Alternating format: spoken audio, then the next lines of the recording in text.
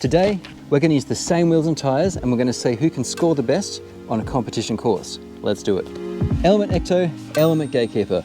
Both of these can do my 6-problem course. They're both capable rigs, but one has a heavy exo cage while the other has a really lightweight Lexan body. Aside from the bodies, we have nearly identical vehicles. Today, I'd like to know how much difference does this big heavy body make? Remembering that the Gatekeeper has an exoskeleton, it's quite a top-heavy thing, whereas this little lid here weighs about 200 grams. Now this was a kit and this was ready to run. There are two differences underneath that you should know about. If these were both ready to run, this guy would only have one difference, and that is, you notice they're straight links, whereas these are bent. But colors aside, it's just that bent front links that the Ecto doesn't have. The other difference is, because this was a kit, we've got a Hobbywing 1080, we've got a similar servo actually, but we've got a Holmes 5-pole 16-turn 540 Crawlmaster Sport motor, whereas this has the 14-turn 550 5-pole. This is faster.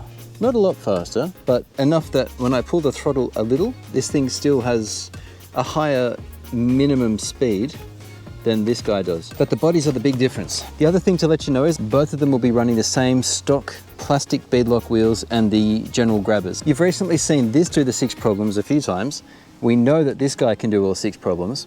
So we need a way of measuring this more closely. So what we're going to use is this course that's behind me. I've got half tennis balls here. These are used as gates. And so what we need to do is pass through the gates in order from start to finish. If you've been following my channel for a while, you'll know that we've used this method before, and it's a great way to get a finer feel of how a rig performs. It's not just, can it do the 6 problems? These both can.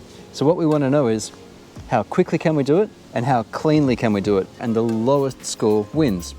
I also have a bonus gate behind me. That's right behind me here. There's a little mound of rocks. Do you see that? You want to get through all the gates within 5 minutes without touching any of the gates, without reversing, and also getting the bonus done. All that has to happen in 5 minutes before you cross the finish line. So let's get to it.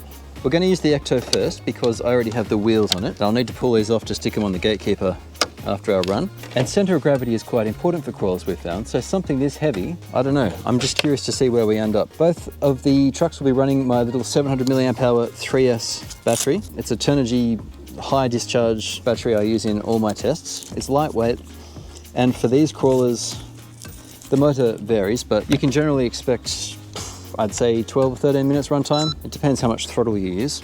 Particularly once you start to get to the higher range of throttle, you'll burn through the battery.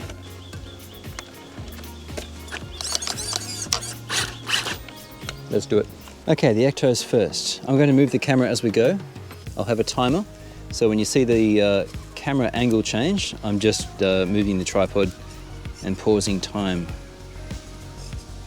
Now both of these vehicles have the 11% overdrive in the StealthX transmission. I also find the Ecto tends to topple, so we're going to ever so slowly come forward here. It would be really easy to fall forward here.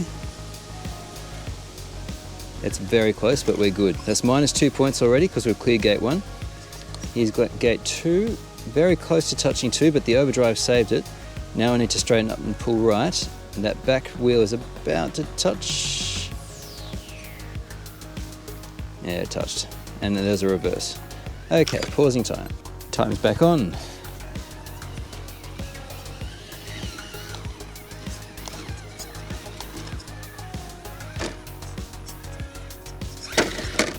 Smoothly past gate 3 here, so we're a -6. There was a reverse as well, so over there, so it's -5, and we had a gate touch, which is 5 points. So we're sitting on 0. Oh, this is uncomfortable. I'm going to blat off that. We haven't reversed. That hasn't cost us anything but time. Now, competitions usually hit you 10 points for a gate touch. I've found that filming, talking to you guys, and driving means I don't score so well.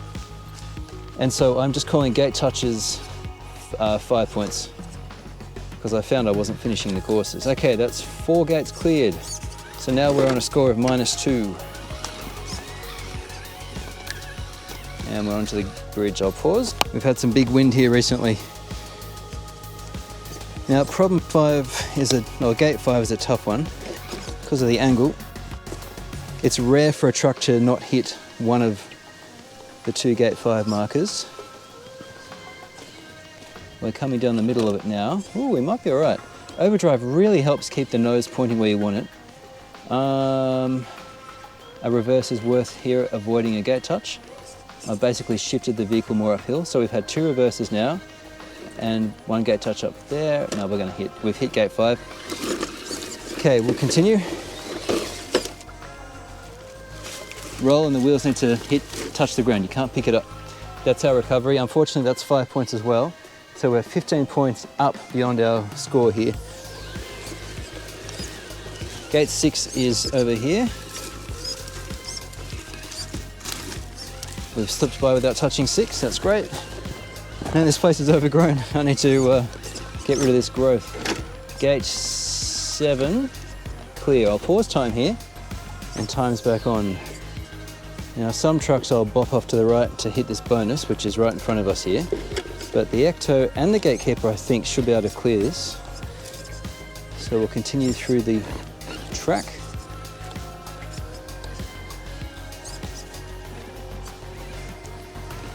Tidy. Here's gate 8. We need a reverse to straighten up here. Now doing comp stuff like this, the servo is very apparently lower on power than I'd like. For regular crawling and trailing, that's gate 8 cleared. This servo is absolutely fine. Need another reverse, unfortunately. But for comp use, yeah, really a stronger servo here would be nice.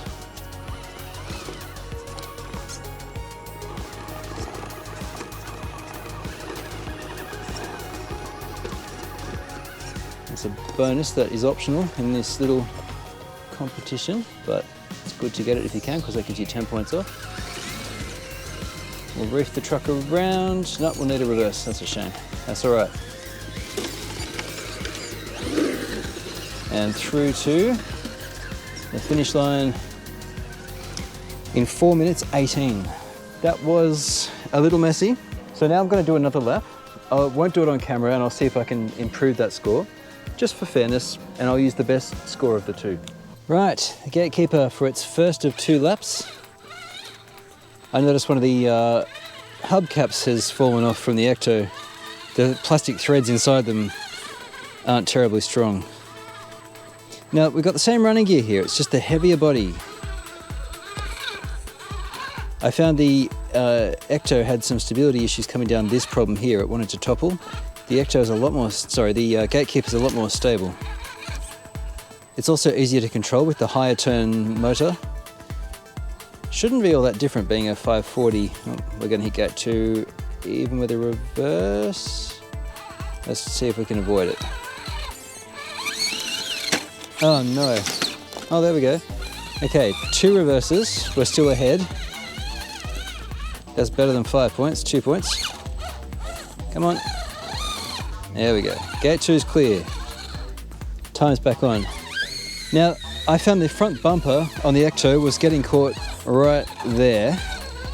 The long nose of the Gatekeeper didn't seem to have a problem, and those bent links just then cleared where the Ecto was scraping. That's a big deal.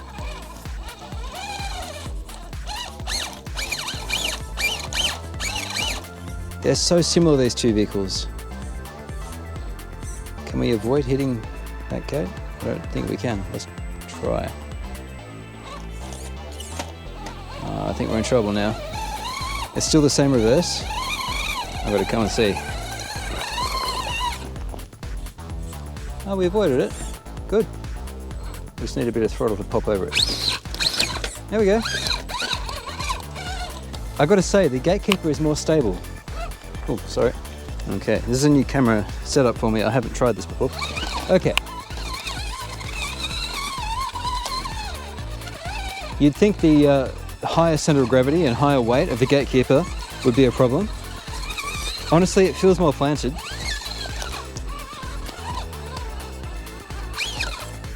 Huh, it does feel more planted, which begs the question, if we put some brass down low on the Ecto instead of... Oh, Craig, it's because I'm talking. Another reverse. Pausing time, time's back on. Given how much more planted this is, yeah, I wonder if we can make the Ecto feel like this, but have the weight lower. That would be a real winner. I guess the bent front links would be good too. Hey! Oh no, we're upside down. So we skipped problem 5 completely. We didn't touch either of the gates on gate 5. But then we rolled and had a recovery. So it's as if we hit a gate anyway.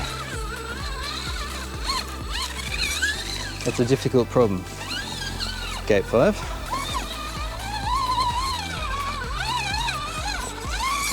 Nice. All right, gate 7 is clear. Time's back on at 3:05.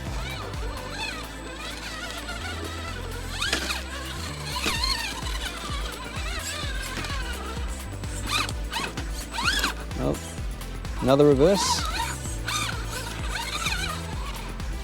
I think that's 3 reverses now and 1 recovery.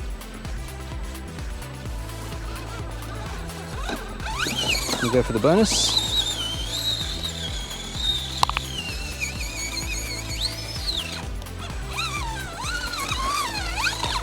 '16 turn 540 is pretty perfect for this on 5-pole. There's sufficient speed and plenty of that low, smooth, buttery smooth, low speed control. I like it. Bonus is clear. I'm not going to count this reverse, we just hit the tripod. That's my fault for placing that.